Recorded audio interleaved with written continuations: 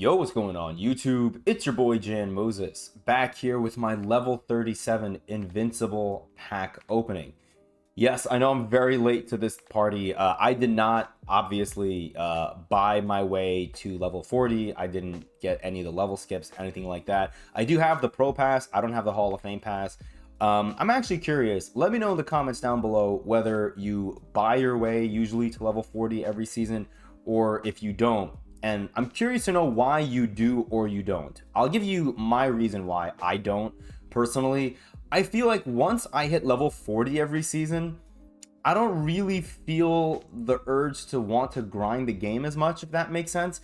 I feel like that level 40 grind usually takes me, 3 to 4 weeks, depending on how much I'm playing the game. I feel like earlier on in the year, I hit level 40 a little sooner, probably, just because I'm, with the Pro Pass, you end up getting a couple of those XP multipliers. You're also excited because the new game is out, and so you're playing the game more. A lot of your favorite YouTube content creators are probably putting out YouTube content, so you're watching that while you're playing, and watching them upload YouTube content on NBA 2K26 MyTeam is going to make you want to play NBA 2K26 MyTeam. So it's kind of like, you're kind of in this like loop of you're consuming content, you're wanting to play 2K25 MyTeam, you want to learn about the game, all this kind of stuff, right? Like when this year started, I was so eager to learn about how Breakout worked.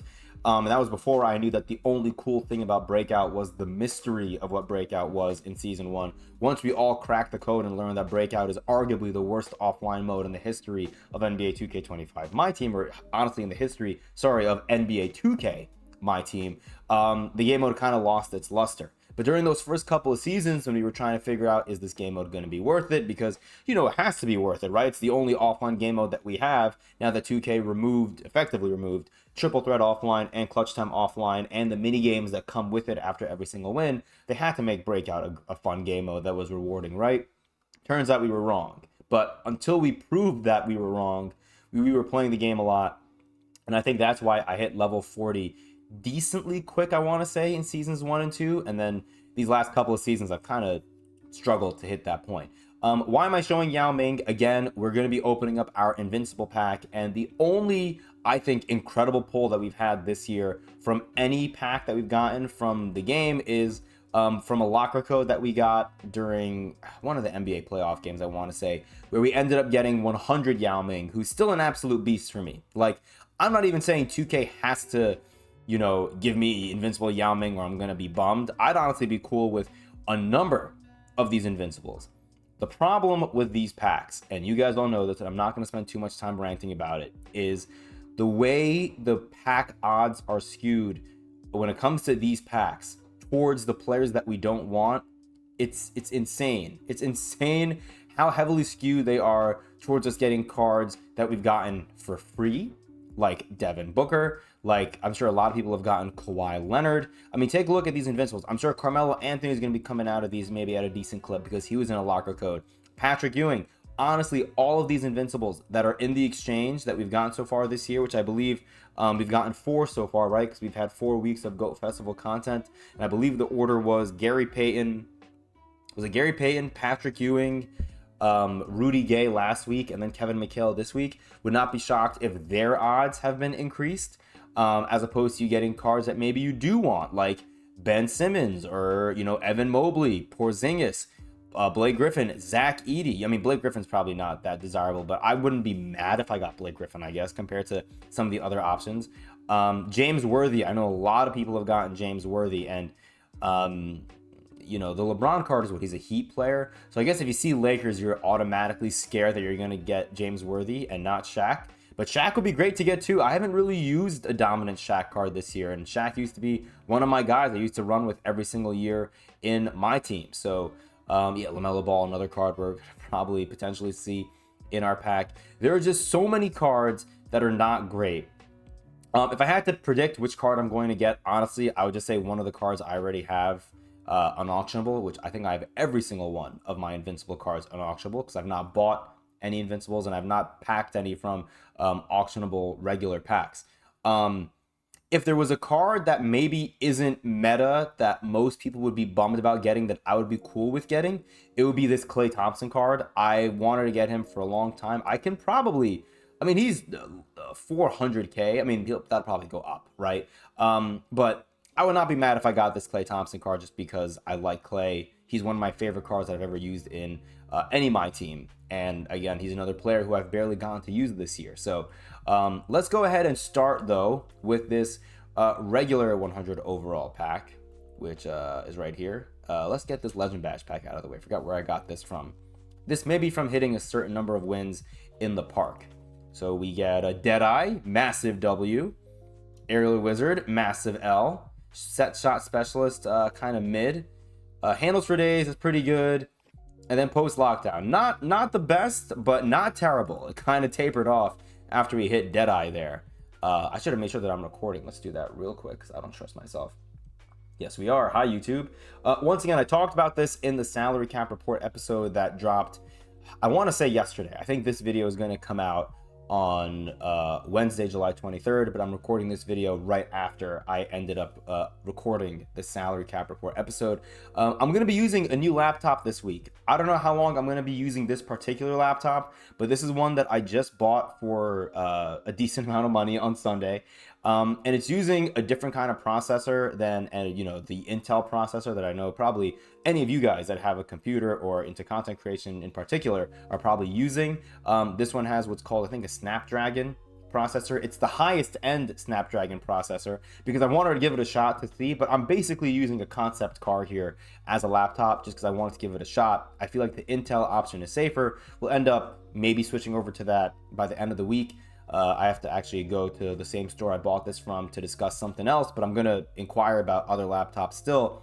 Point is, I just want your guys' input throughout the course of this week, maybe even next week, if I still have this laptop or my new laptop. I want your input on if you feel like audio sounds good, stream quality looks good, even if it's exactly the same as the other one, I'm happy. I'm just curious to get your guys' feedback. Okay. With that out of the way, I feel like I got that information out much more efficiently than I did in the salary cap report episode. Let's get onwards to this 100 plus overall, which I forgot where I got this from. Honestly, I have no idea. My issue again with these packs, same with the Invincible, same with the 100, same with the Dark Matters. It's like the same handful of cards that you get every single time. Western Conference 99 close shot. Who is this? Is this Yao Ming, bro? Are you kidding me?